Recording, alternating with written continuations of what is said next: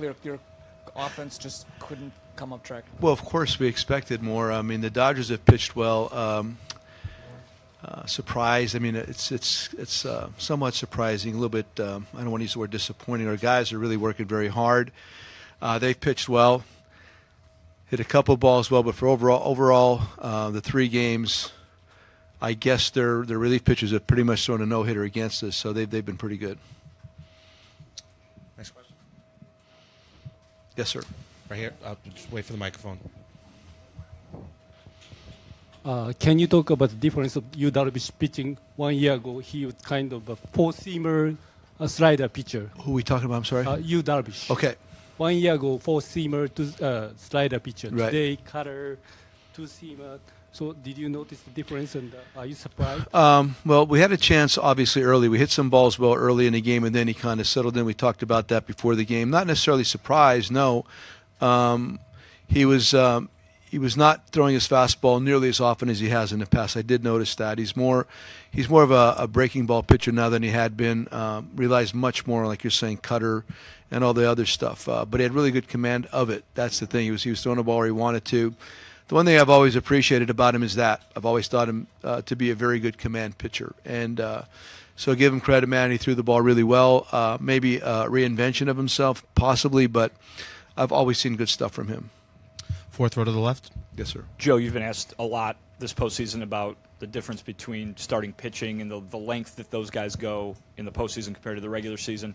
How much more difficult for you personally is it to keep that leash kind of short on your starting pitching when you don't know what you're going to get from your bullpen? Well, it's you got to, like right there, I thought Kyle actually had good stuff, I thought, from the side, although they were taking good swings. They hit a couple home runs. But when it got to that point, I'm looking for no contact at all. I'm looking for CJ to get out of that inning, obviously. And then you just try to piece it together after that. We had a full complement tonight, so I was okay with it. Some nights you don't, and it's a little bit more difficult. But, yeah, I've talked about that actually before the game. I think that we need more length out of our starters. And I just thought under the circumstances tonight, had there been a maybe not rested bullpen, I might have done something differently. But I thought CJ was the right man, and it's just a walk right there. The 2 walks really hurt us. Otherwise, he didn't give anything up. Third row, Phil.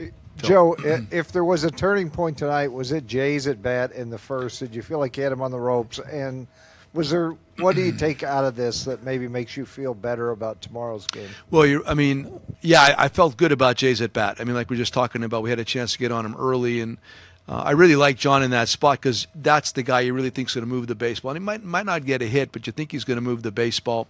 And probably looking something like soft, and all of a sudden he blew a fastball right by him. But that was probably a significant moment in tonight's game. We had a chance to jump on.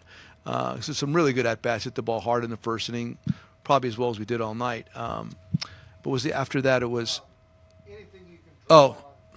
Listen, just the fact that, our guys, they got that little wristband on it. We never quit. Something we've talked about for the last 3 years. Not easy. Obviously, it's been done before. Theo saw it. So we have to figure out a way. It's going to be, a lot of it's contingent upon Jake tomorrow. Jake being able to pitch more deeply into the game is going to be very important for us tomorrow, I believe. Grabbing a lead and just hitting their pitchers finally. I mean, they've pretty much stifled us.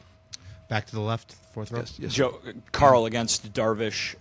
Is it more difficult to pitch to a guy who has never really had much offensive he's success? not going to swing either. That's part of it. It's just it's like you're in the bullpen. Just throw it right to the catcher if you can, and then their hardest hitter comes up, Taylor, and he strikes him out. I mean, that's the nature of the beast.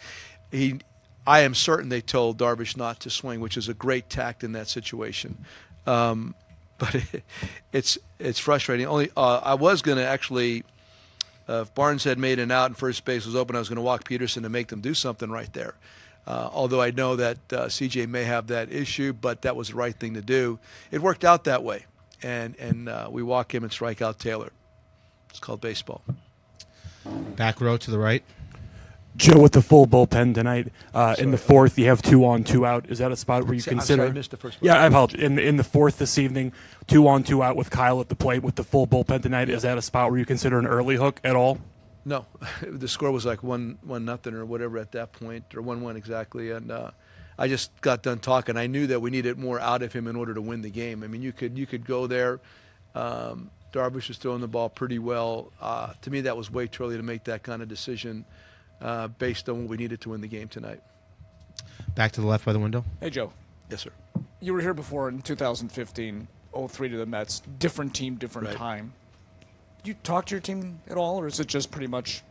No, I don't go out of my normal patterns. I have 3 meetings during the season, 1 in spring training, 1 at the All-Star break, and 1 before the first playoff game. We've done that the last 3 years. There's nothing inspirational I could possibly say that's going to make a difference. We just got to go out and play our normal game tomorrow. The biggest difference between that series and this one, the weather's much better.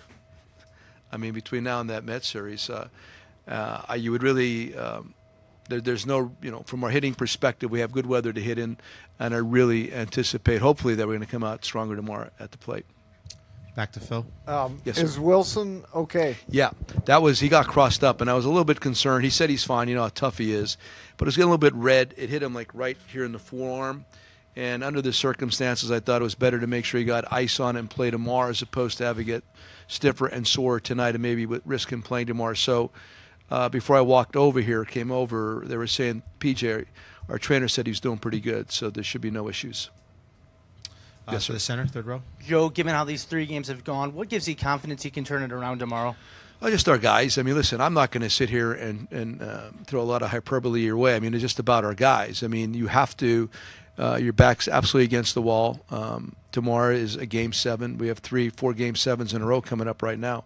So it's just about, we got to counterpunch at some point, and that's absolutely necessary tomorrow. We need to gain some kind of mental momentum, and obviously that's our last chance to do it tomorrow. So I've talked about trusting your guys. I've said that all year. I trust our guys. It's been an unusual route to get to this point right now also. So let's just stay with it. Don't come out of your normal patterns and go out and play, hopefully, the kind of game we can tomorrow. 1 row back to the right.